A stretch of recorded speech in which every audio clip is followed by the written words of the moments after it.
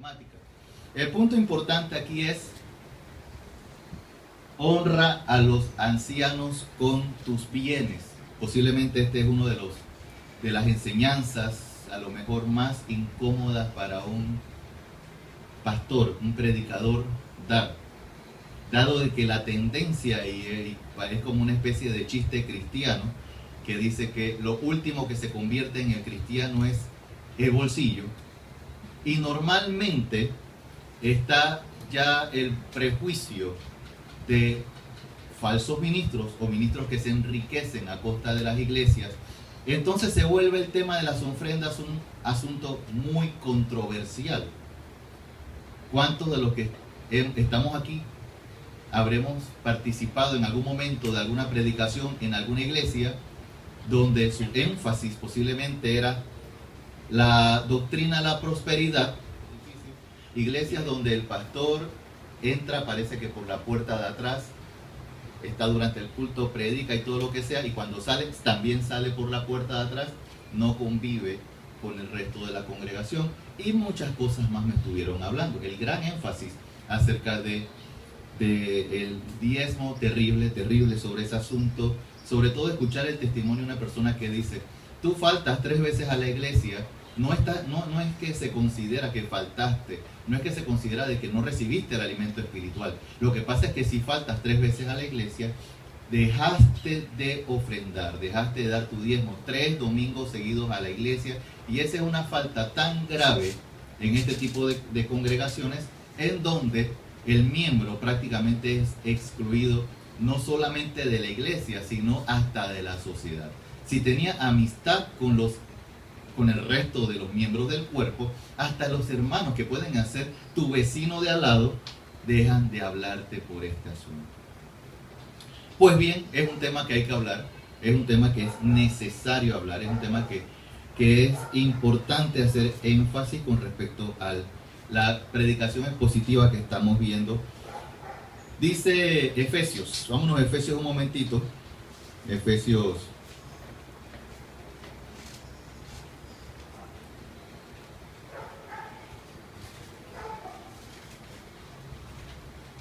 capítulo 4, versículo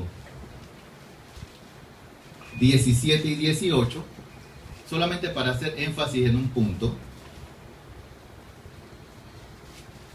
Esto pues digo y requiero en el Señor, que ya no andéis como los otros gentiles que andan en la vanidad de su mente, teniendo el entendimiento entenebrecido, ajenos de la vida de Dios, por la ignorancia que en ellos hay, por la dureza de su corazón. Muchas veces esa dureza de corazón puede ser resultado del amor al dinero. Y además, hay un asunto importante aquí que destacar. Lo estuve conversando con los jóvenes en la escuela dominical. ¿Cómo es eso de andar con el entendimiento entenebrecido? Sencillamente nublado. ¿Y qué es lo que hace que estés nublado? Dice: ajenos a la vida de Dios por la ignorancia. Entonces, aprendamos a tener una vida en iglesia como debe ser una vida en iglesia. No seamos ignorantes sobre los diferentes temas que trata la vida en iglesia. Y uno de esos temas que debemos entender es el honrar a nuestros ancianos con nuestros bienes materiales. Eso es parte de la vida regular de una iglesia. Solamente que cuando venimos a los pies de Cristo, normalmente no venimos con un comportamiento cristiano, obviamente. Venimos en ignorancia, no conocemos estas cosas. Yo personalmente, antes de venir a los pies de Cristo, era crítico en ignorancia de la palabra de Dios sobre estos temas de que al pastor se le debe dar una ofrenda. Al contrario, no solamente era ignorante de las escrituras, sino que era crítico en una postura de no estar de acuerdo. Esto no puede ser. Sin embargo, tanto como todo lo demás que va a aumentar en su vida, su convicción de ofrendar y saber que el anciano de la iglesia, el pastor de la iglesia, debe vivir del ministerio va también a crecer conforme a su crecimiento espiritual, conforme al entendimiento de la palabra de Dios.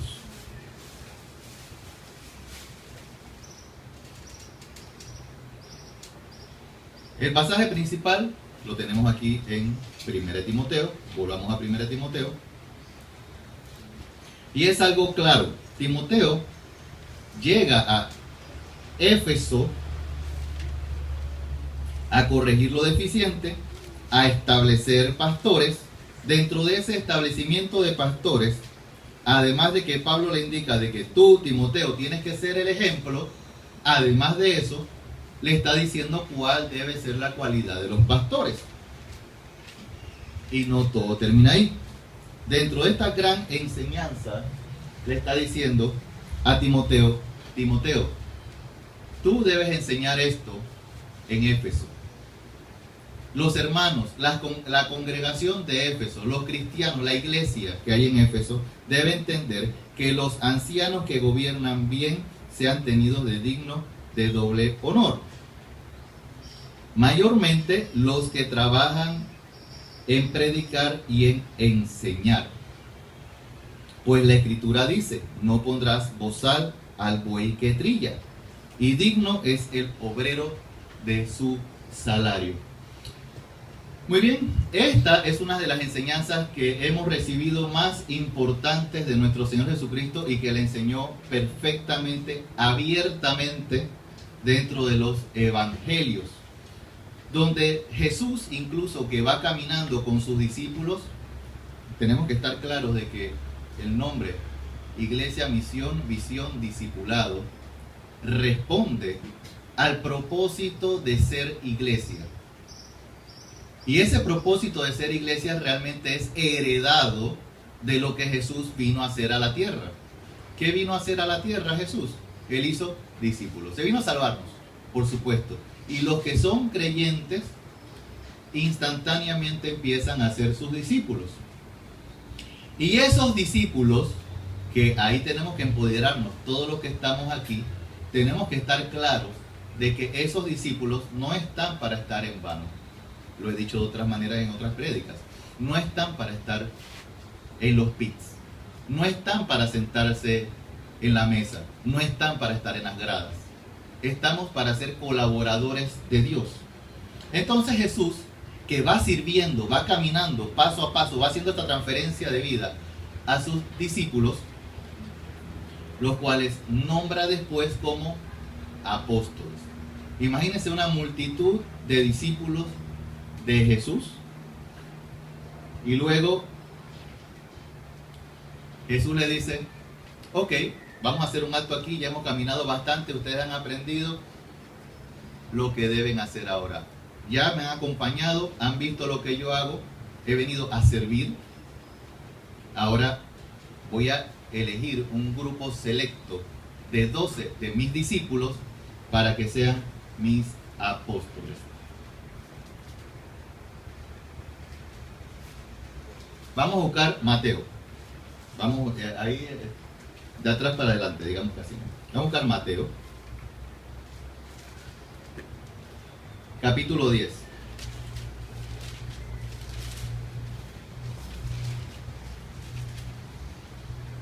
Mateo capítulo 10 es el pasaje donde Jesús elige a los 12 apóstoles. Entonces, llamando a sus 12 discípulos, les dio autoridad sobre los espíritus inmundos para que los echasen fuera y para sanar toda enfermedad y toda dolencia.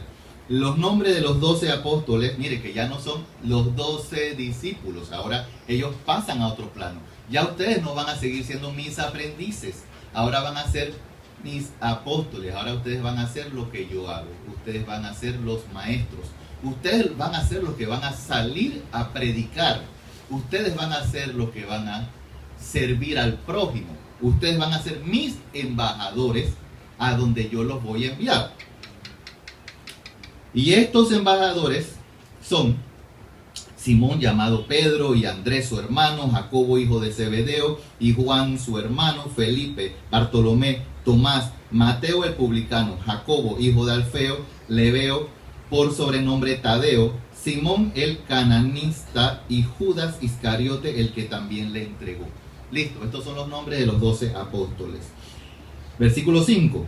A estos 12 envió Jesús y les dio instrucciones diciendo: ya, ahora van ustedes. Ya no voy yo, no voy a irlos acompañando. Ustedes me acompañaron bastante a mí. Hemos pasado meses o años juntos.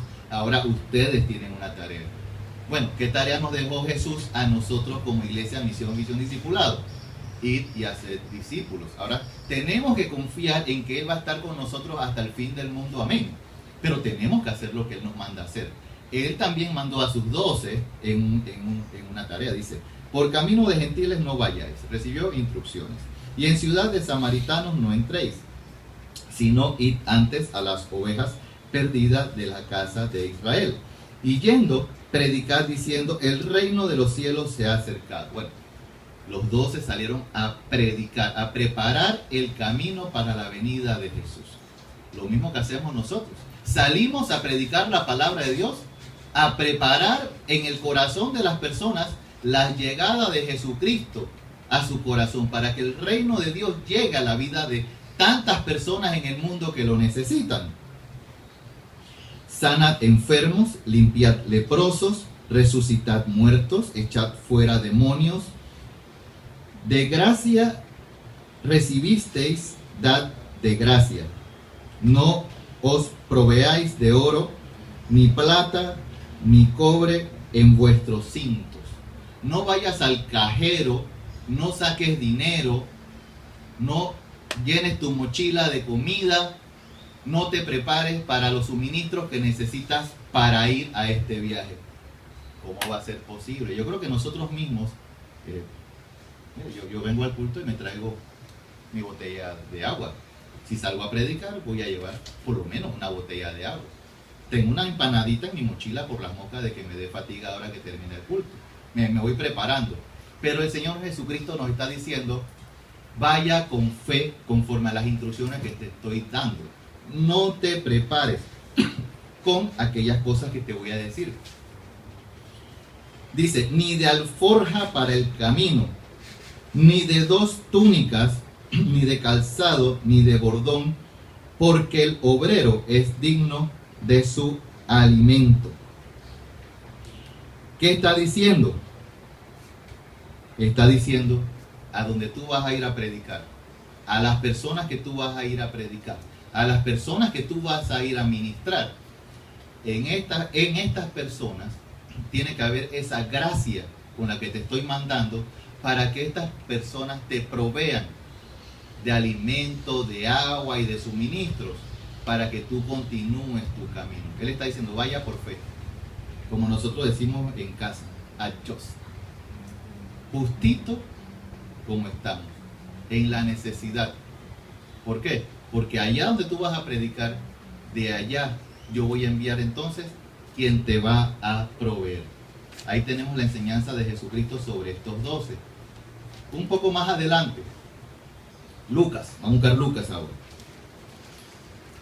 Como varias veces lo he dicho, y también es parte de lo que hemos estudiado como el principio bíblico del discipulado, Jesús no solamente hizo discípulos, también enseñó a sus discípulos a cómo discipular a otros, a estos apóstoles. Entonces Jesús los usa para que vayan y hagan discípulos a todas estas ciudades por donde él iba. Luego, en el capítulo 10, encontramos: después de estas cosas, versículo 1 en adelante, designó el Señor también a otros 70. La misma enseñanza que nuestro Señor Jesucristo le estaba dando a los 12, luego, junto a los 12, que ahora están en plano de ser apóstoles, en plano de ser líderes del grupo del ministerio de Jesucristo aquí en la tierra, salen entonces a ministrar a otra gran parte de estos discípulos que seguían a Jesús, y se establecen entonces otros 70. Así que obviamente los discípulos de Jesús ya están alineados tal cual como usted debe estar alineado, que cuando usted es discípulo realmente usted se está preparando para llegar a discipular a otros. Por eso la Gran Comisión sigue diciendo, y no ha variado, por tanto, id y hacer discípulos a todas las naciones.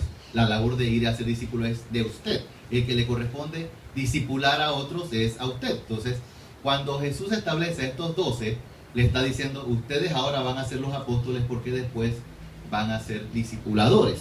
Y aquí entonces en Lucas 10 establece a 70, a quienes envió de 2 en 2 delante de él. Miren, la misma tarea. Bueno, ahora le toca a ustedes. Ya tenemos una siguiente generación. La primera generación de discípulos de Jesús, ¿cuántos fueron? 12. La siguiente generación de discípulos fueron 70.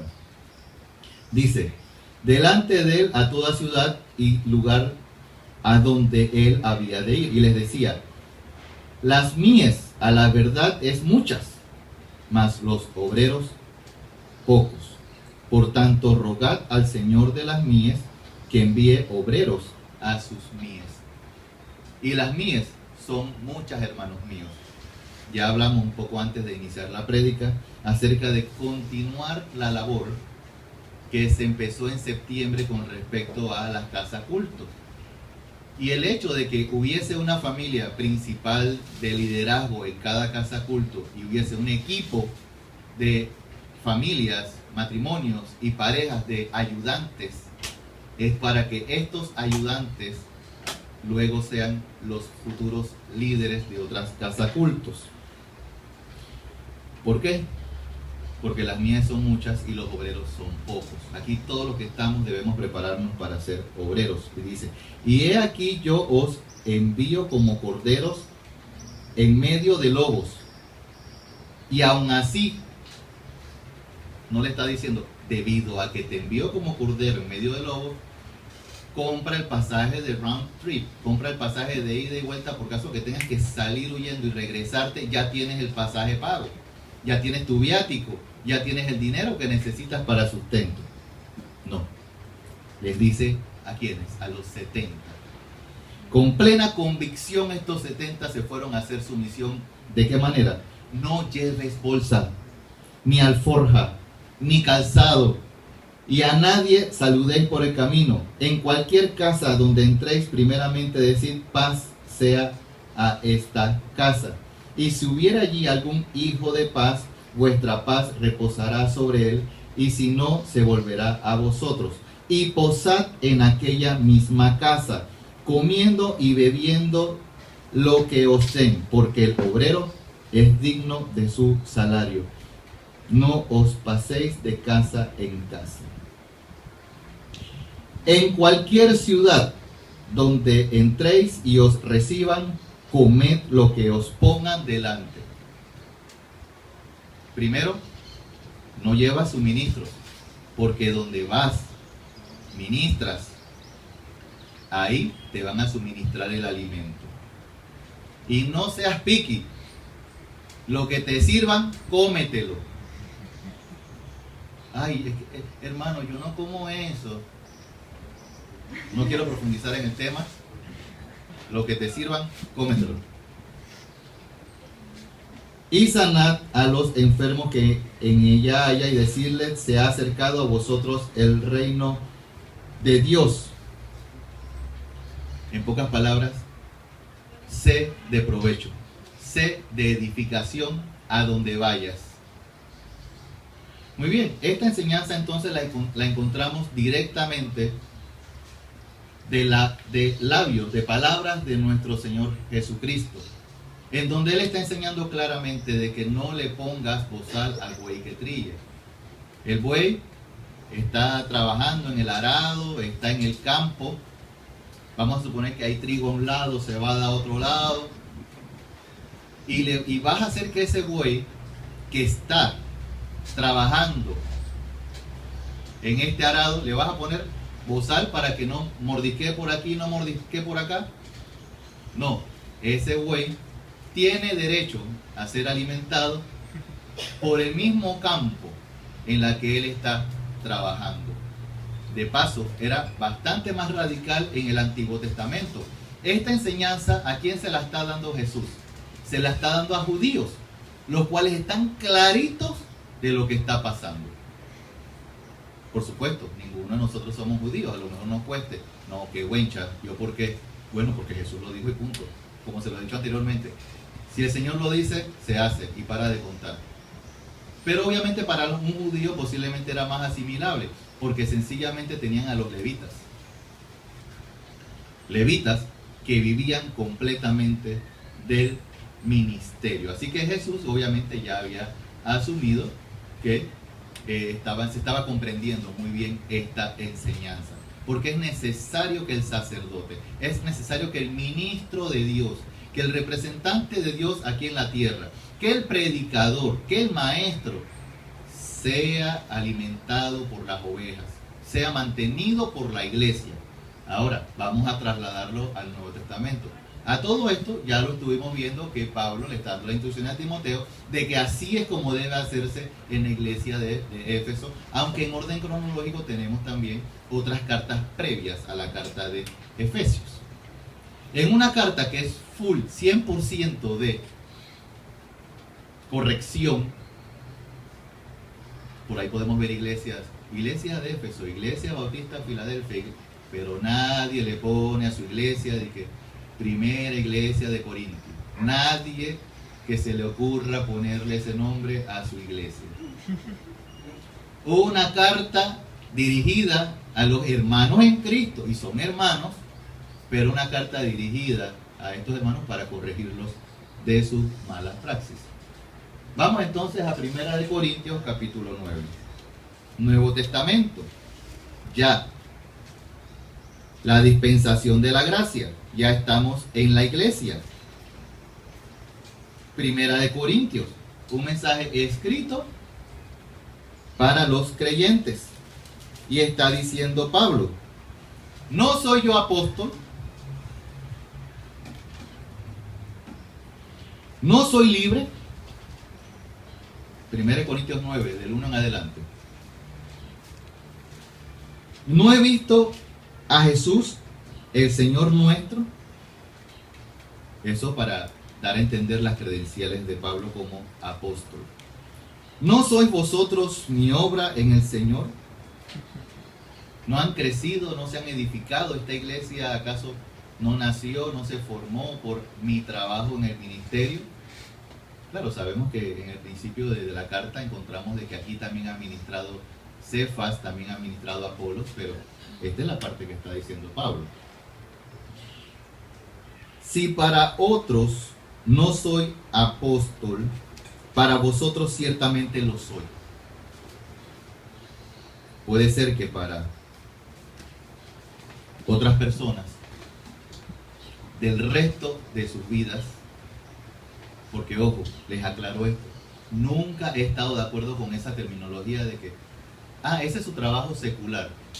Nosotros los cristianos no tenemos trabajo secular. Nosotros tenemos un trabajo ministerial 24/7. Toda nuestra vida integral, 360, somos cristianos. Es que yo en mi oficina no soy cristiano, pero acá en la iglesia sí. Y en la casa depende. Depende cómo se porten mis hijos y mi esposa. Y en el barrio, ni pregunten por un cristiano, porque ahí aplica cristiano de la secreta. No. En todos lados soy cristiano. No me avergüenzo del evangelio porque es poder de Dios para salvación. Y a la humanidad la veo en dos categorías. Se lo he compartido del púlpito. Cada vez que hablo de esto me acuerdo de niño, esos lentes de cartón. Cuando había las películas de cine 3D, que nos daban un lentecito de cartón, y un lente era rojo y un lente era azul. Con un lente veo a los cristianos, a los salvos, y con el otro lente veo a los prospectos para ser salvos. Así nada más te lo resumo para que tú sepas cómo veo a la humanidad. Solamente desde esos puntos de vista. No tenemos un trabajo secular. Todo nuestro trabajo es cristiano. ¿Ok? Entonces lo menciono porque seguramente en muchos lugares a ustedes no lo van a ver como creyentes. Lo interesante fuera que los vieran como creyentes. A mí tal vez en algún lugar no me ven como pastor, pero es importante que en todos los lugares me vean como pastor. Yo por lo menos algo sí puedo decir. Ustedes aquí que están reunidos conmigo sí me ven como pastor. Hay otros lugares que no. Ok. Pero lo importante es que Pablo dice, pero para ustedes sí soy apóstol, le está diciendo a los de Corinto, a la iglesia de Corinto. Dice, contra los que me acusan, esta es mi defensa. ¿Acaso no tenemos derecho de comer y beber? ¿Acaso soy un robot? ¿Acaso soy de bajo rendimiento? ¿Acaso andamos con aire? ¿O también nosotros comemos y bebemos? ¿Acaso nosotros no necesitamos sustento o sí necesitamos sustento? ¿Acaso nosotros como ministros sencillamente aparecemos de por ahí, predicamos y después nos vamos, y a donde nos vamos no tenemos un techo, no tenemos una ropa que vestir, no tenemos necesidades? No tenemos derecho de traer con nosotros una hermana como mujer, como también los otros apóstoles y los hermanos del Señor y Cefas. ¿O solo yo y Bernabé no tenemos derecho de no trabajar? ¿Acaso Bernabé y yo somos los únicos que no tenemos derecho de tener un trabajo adicional al que hacemos dentro de la iglesia en el ministerio? ¿Quién fue jamás soldado a sus propias expensas? Entonces empezamos a tener algunos ejemplos. ¿Acaso un soldado tiene que financiar su propia operación? ¿Acaso un soldado tiene que pagarse su... Bueno, estamos en Rusia y yo estoy en Siberia, pero yo tengo que pagar mi pasaje a Ucrania. ¿Y cuánto me vale un par de AK-47? ¿Cuánto valen las granadas por allá y las balas para yo irme a la guerra? No, eso no funciona así, ¿verdad? Dice, ¿quién planta viña y no come de su fruto? Usted planta un ajicito, un tomate, un tallo, lo que sea, y usted no lo va a cosechar.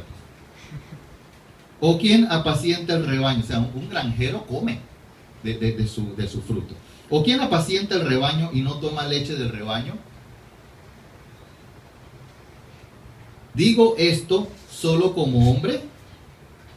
Ahora, ¿Pablo lo está diciendo como hombre o sabemos que toda la escritura es inspirada por Dios?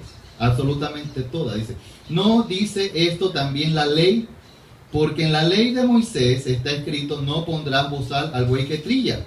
¿Tiene Dios cuidado de los bueyes o lo dice enteramente por nosotros? Pues por nosotros se escribió, porque con esperanza debe arar el que ara y el que trilla, con esperanza de recibir el fruto. Si nosotros sembramos entre vosotros lo espiritual, si los líderes, los ancianos siembran entre vosotros lo espiritual, ¿es gran cosa si segaremos de vosotros lo material? Se siembra espiritual, se sega material. Si otros participan de este derecho sobre vosotros, ¿cuánto más nosotros? Tú sacas una ofrenda para este propósito, tú sacas una limosna para aquí, tú sacas un aporte por allá. ¿Y acaso para los ministros no apartas nada?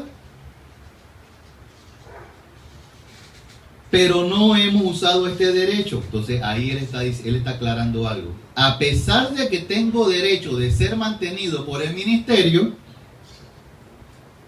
no hemos usado este derecho, sino que lo soportamos todo por no poner ningún obstáculo al evangelio de Cristo, considerando de que ya lo hemos hablado de que esta iglesia es una iglesia toda carnalita, bebés espirituales. Dice, vine a traerles vianda, traje una verdadera comida y cuando llegué, ay, tetita de leche, vamos a darle biberón a todos estos hermanitos en Cristo, porque todavía son inmaduros espirituales. ¿No sabéis que los que trabajan en las cosas sagradas comen del templo y que los que sirven al altar del altar participan? Así también ordenó el Señor a los que anuncian el evangelio que vivan del evangelio. Es importante que los ministros sean mantenidos por el Evangelio. Acciones a tomar. Acciones a tomar. No es muy difícil llegar a la siguiente conclusión.